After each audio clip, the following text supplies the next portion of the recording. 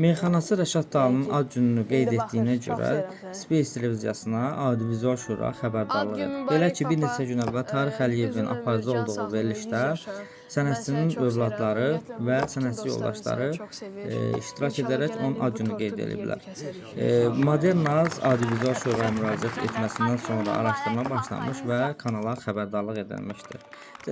Bu addımı ola bilərmi ki, əxlaqsızlığı təbliğ edən həmin müğənni deyək, özünü model adlandırıb, nə bilim, həcim belə getdi, məni saxlayan belə getdi, mənə filan şey aldılar, boşanın, boşanmanı təbliğ edən, yəni milli mənəvi dəyərlərimizə zidd olan mövzular, söhbətlər edən insanlara da ola bilərmi ki, müraciət edilsin bəlkə də, onları da cəzalandırılsın.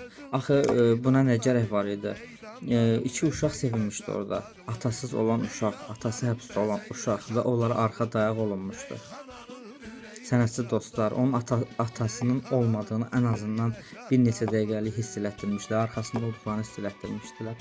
Yəni burada uşaqlara qarşı olan haqsızlıqdan mən danışmaq istəyirəm.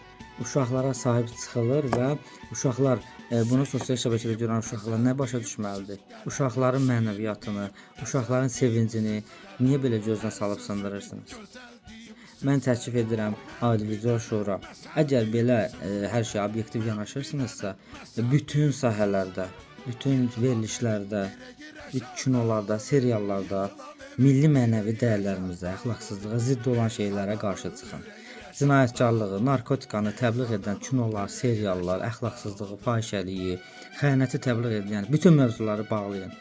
Bağlamırsınızsa, onda mən nə deyim sizin bu məsələyə belə yanaşmağınıza?